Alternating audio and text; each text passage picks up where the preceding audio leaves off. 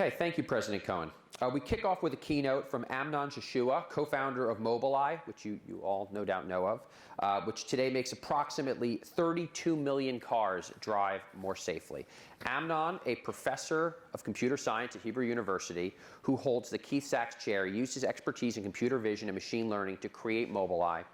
He fueled the development of Mobileye's system on chips, computer vision algorithms for driving assistance systems, as well as the development of a platform for autonomous driving, scheduled for launch in 2021. In August of 2014, Mobileye claimed the title for the largest Israeli IPO in history. In August 2017, Mobileye was acquired by Intel in the largest Israeli acquisition deal ever at $15.3 billion. Please join me in welcoming Amnon Shashua to the stage.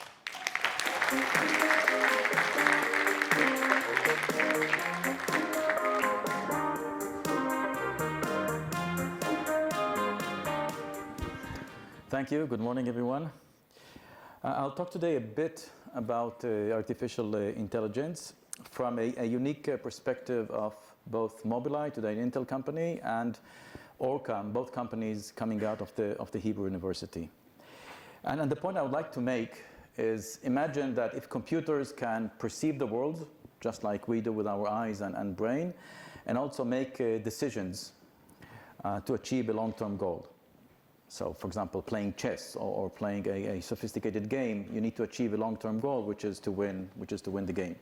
Let's assume that these two features are available today, and the question is how can it serve humanity? And the point that I want to make is not to kind of philosophize about how the future would look like, but to focus on the present. You know, what kind of game-changing products can we envision today without waiting for any scientific revolution?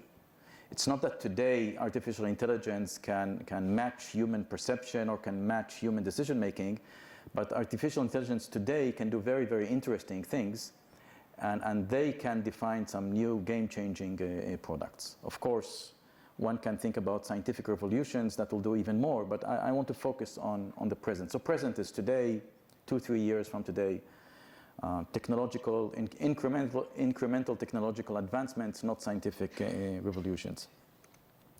So let's start with autonomous driving and how it is related to artificial intelligence, and this brings me to Mobileye. So, you know, kind of the question is what makes this an interesting case study for AI? And there are two major parts to making a car drive autonomously. One is perception.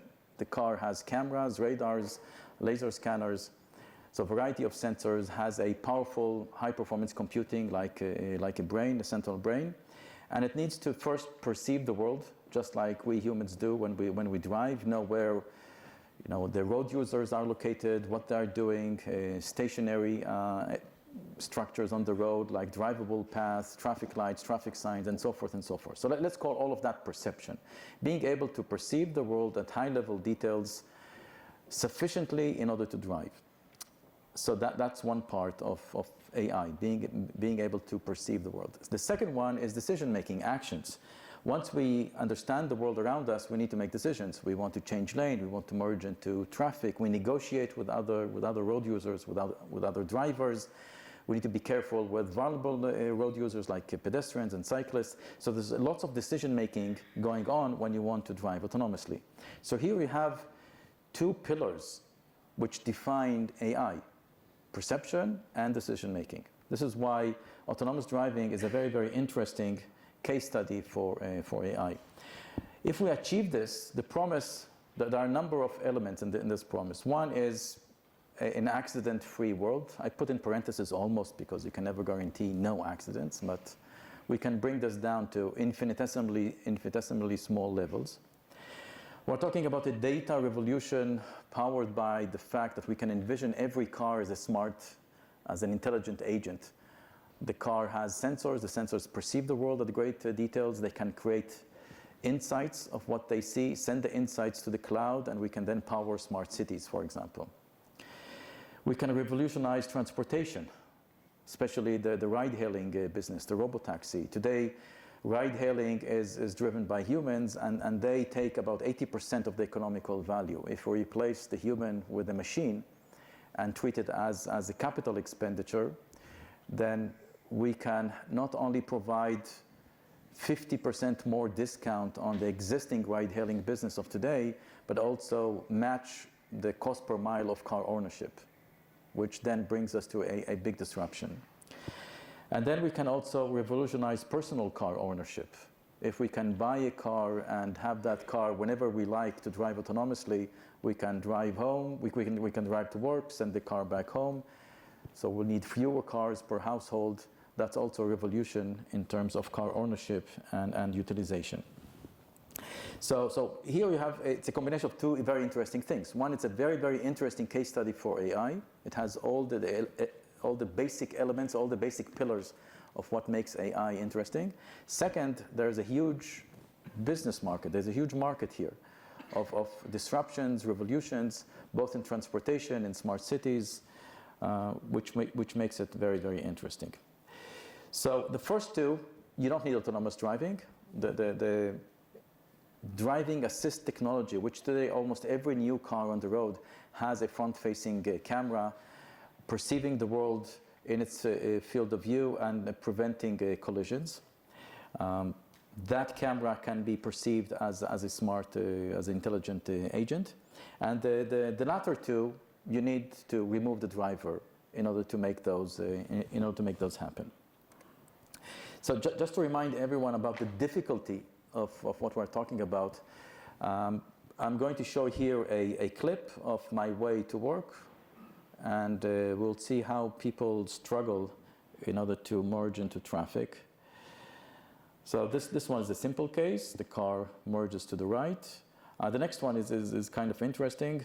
You see that car circled in red. We'll try to merge to the left. We're going to fast forward this clip, and you're going to notice that this poor guy is not succeeding. No, it will move more and more and more.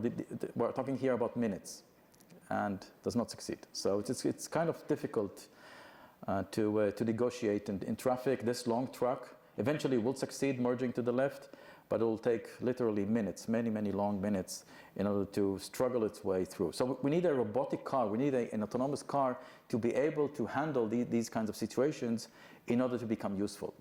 Because an autonomous car that cannot handle this kind of situation is not useful, and therefore would not be able to unlock all the promises that I mentioned before, because cities would not want these cars to be on the road to block traffic.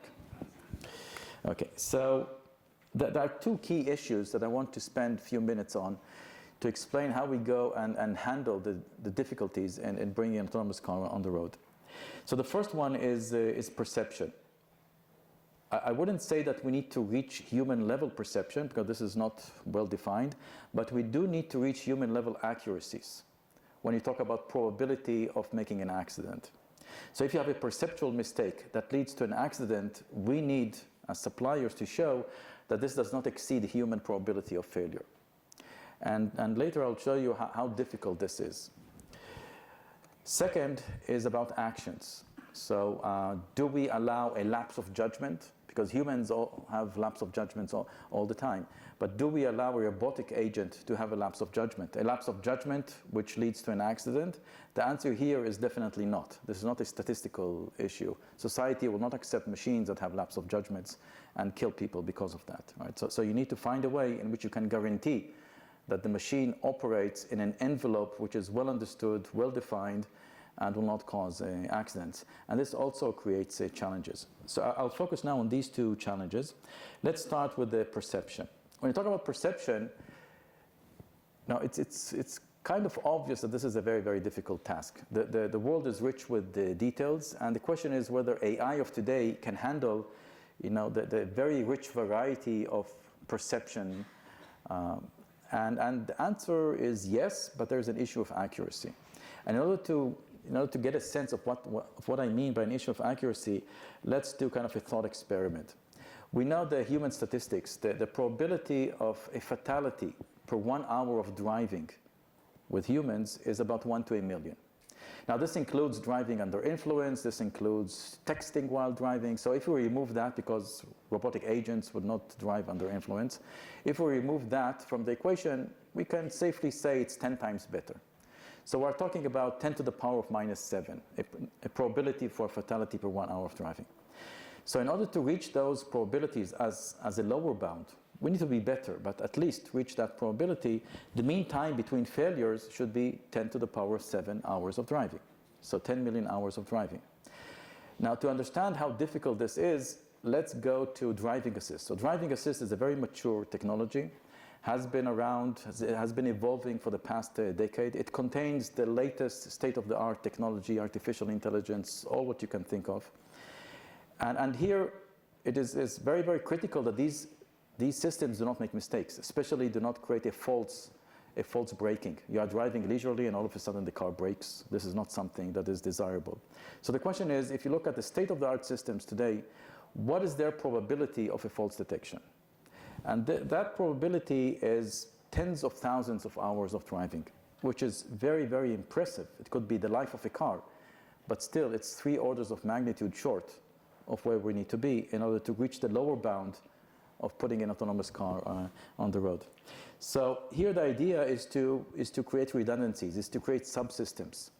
And if those subsystems are independent as possible, then you simply multiply the mean time between failures. So now if you want to reach 10 to the power of 7, and you have 2 different subsystems, each of them needs to reach approximately 10 to the power of 4, 10 to the power of 3.5. And this becomes much more manageable. So you need to build subsystems. And this brings me to the need to build a subsystem powered only by cameras. The idea is we build a system powered only by cameras, and then we build a separate system powered by the remaining sensors. Now, we know that powering a system using only cameras is possible because humans are a proof of concept for that. But making it work is very, very difficult because cameras do not have direct access to 3D. All our 3D perception comes implicit by cues, like perspective cues, motion cues, shading cues. And so making this work reliably as an end-to-end system using only cameras is very, very challenging. And this is what we set to do. And then in parallel, we build a separate system using other sensors. A byproduct of this is if you can power such a sophisticated function using only cameras, then you can use this technology also for driving assist, because driving assist requires very, very low cost. We're talking about hundreds of dollars per car and not tens of thousands of dollars per car. And if you have a feature powered only by cameras, you can do that. And I believe that asymptotically, maybe it's 10 years from now, cameras and maybe radars to back it up is all what you would need. So the next challenge is the action challenge. Here we say that we cannot allow lapse of judgments. And the question is what should we do? And the idea is like ethics of AI. Define a set of rules, definitions that governs the envelope of what a machine can do and cannot do. And this brings us to a difficult task of defining what it means to be careful. So for us humans, the issue of being careful depends on societal norms. It depends on legal precedences. Being careful in Israel is different from being careful here, for example. But for a machine, you have to define things very, very accurately, and you need to build a model which defines the definition of carefulness in a way that complies with human judgment, but also is useful. And usefulness, without being useful, will not have autonomous cars on the road. So, for example, if I change lane, I cannot assume that I'm not interfering with the motion of other agents. If I change lane, somebody needs to slow down. So it's a multi-agent game, so you need to define carefulness in a way that makes sense for all agents simultaneously. And this is something we did a year and a half ago with a paper that we published. And we are working with regulators on a model we call RSS.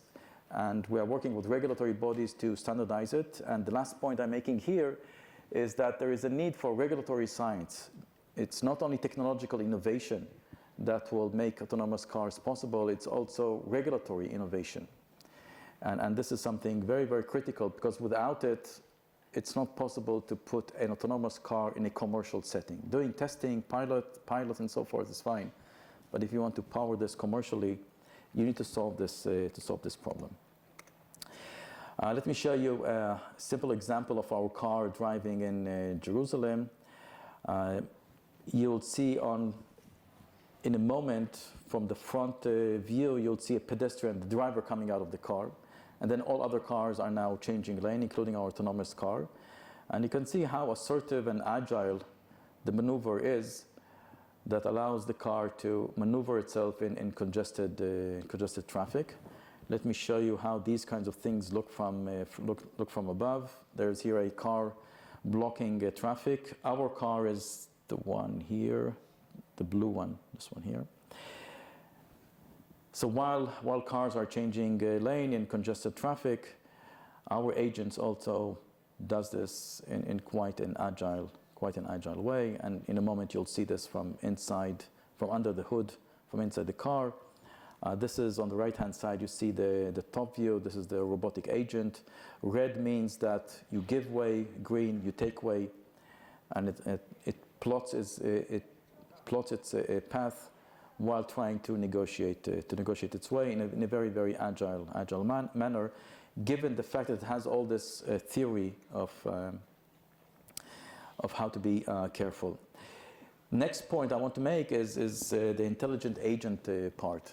So imagine a car that has a front-facing camera, understands the world, can create insights from this world, and we can use it to monetize very, very interesting applications.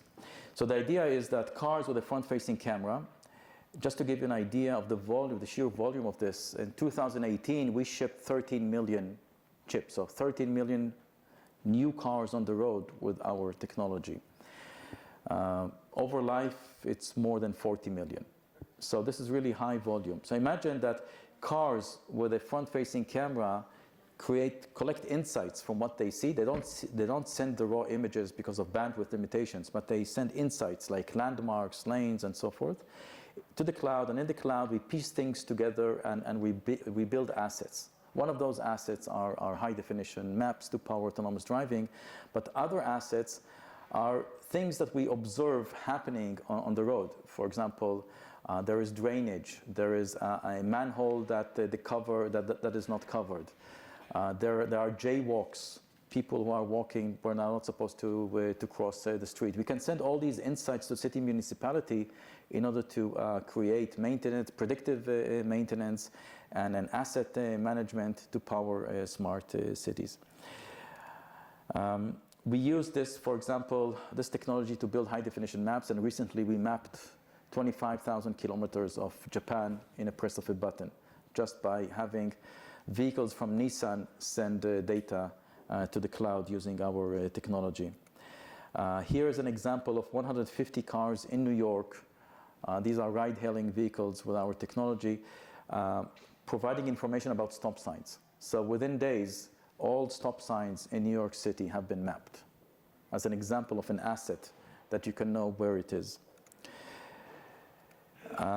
This is kind of the full picture of the data opportunity, where you have data about behaviors of fleet, static data about maps and about assets on the road, dynamic data about what people are doing, about construction areas and how the construction is changing over time. All of this data can be collected by simply having a front-facing camera in the car. Tomorrow I'll be in London, and we are launching with Ordnance Survey. Ordnance Survey is the UK mapping company. It's a government company responsible for mapping in the UK, and we're working with them launching a feature in which all assets on the road are being collected, and you have here an example of features that are being collected by the camera, integrated into their own maps, creating an alignment between below the road structures like gas lines and water pipes, and above the road structure like the items that you see here, also creating information for maintenance, for utility companies. This is a big area. Total addressable market of this is in the billions of dollars. And here you can automatically collect all this data by having a front-facing camera on the road. Here's an example of things that are collected by the camera: the roadsides, road markings, the light poles, manholes you see below, drainage that you see here. All of this is automatically being observed by the camera and sent to the cloud. Telco boxes, this is part of asset management. So all of this is done automatically. The driver is not even aware that all of this is happening, right? It's, of course, it's anonymized and then sent to the cloud. Right? Last two slides, I want to show another use of AI. This is Orcam, another company founded 2010, has today about 250 employees, also located in Jerusalem. What we do there, so the two slides I want to show you are two clips that are really mind-boggling. But before that, I just need to give you background. The idea is to take artificial intelligence, especially the computer vision and natural language understanding, put it in a very small device. You see this, that is, you can click it onto eyeglasses with magnets, and provide information to visually impaired to allow them to understand the world even though they don't see it.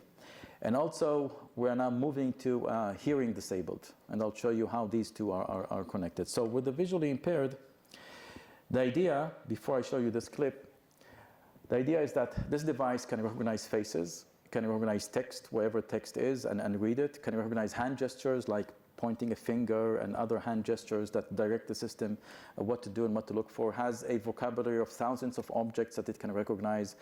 It recognizes barcodes and has a database of millions of products connected to the barcodes.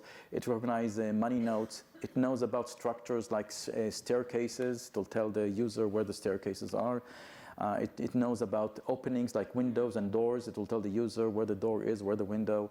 It has a very large vocabulary of logos, like Starbucks, McDonald's, and so forth. So when the blind person is in a mall and is disoriented and wants to know where he is, he simply looks around, and then the device tells him, this is Starbucks, this is McDonald's, and now the person is oriented again. What I want to show you is now beyond that. Kind of interaction between the device and the user, for example, in reading a menu. So when the device sees a menu, it understands it's a menu, parses it up, and then is waiting for a session of question and answering between the user and the menu, because it will not be that useful simply to read the menu, but knowing what the user wants and then providing the more precise information is much more useful. So let me show you this one. I see a menu. How can I help? What do you have for kids? There is a kid menu. Do you have something vegetarian? There are two options. First is kid burger beef or veggie. Second, macaroni and cheese. Yeah. This device is, so I'm not talking about something futuristic. There are about 100,000 devices of this have been shipped over the last 3 years. So it is really an ongoing project and effort. I mentioned hearing, and now the last slide. I mentioned hearing disabilities. How is that related? So it turns out that you can harness AI also for the hearing disabled. One of the biggest problems you have when you have hearing disability is called the cocktail party problem. So you're in a restaurant or you're in a cocktail party and many people are talking. If your hearing is intact, we have this miraculous ability to focus on the person that is talking to us and filter out everything else. It's not that we don't hear it, we simply don't attend to it. Right? It's not noise, it's other people talking. When you have a hearing aid, it simply amplifies all the voices, and then it becomes non-useful. So now imagine a device like this, but now it's clicked to your shirt. It looks at the person in front of you, uses both sound and visual, because you have lips movement, and then filters out or filters in only the voice of the person it sees, and filters out everything else. So let me show you. So here is a visitor. We told that visitor read the text and have his friends read also text in the background. So it's a cacophony of voices. Let's look at this. More the predominantly Muslim country, which is a strong supporter of the Palestinian cause, refuses to budge over ban on Israeli. So I believe that my hearing is intact. I couldn't get sense of what this guy is talking. Right? It's so difficult.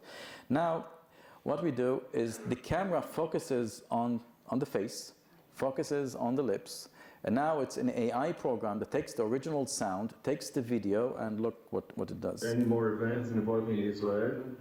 The predominantly Muslim country, which is a strong supporter of the Palestinian cause, refuses to budge. So, so now we can see that this voice has been filtered out completely. It's really miraculously. And this is something that it's going to come out in about 2-3 months from now, okay, to service the hearing disabled. So if I summarize these two elements that I showed, is that these are two examples of, if you take today's level of artificial intelligence, I'm not talking about scientific revolutions that will happen 10 years from now or 20 years from now. Today's level of artificial intelligence, they can power very two interesting and disruptive and transformative industries. One is transportation, saving lives, making the cost per mile in public transportation reach levels of car ownership, and that could transform the way we own vehicles and use vehicles, and also serve smart cities in ways that are really science fiction compared to what we know. And third is helping the disabled, both the blind, the visually impaired, and the hearing disabled. Thank you.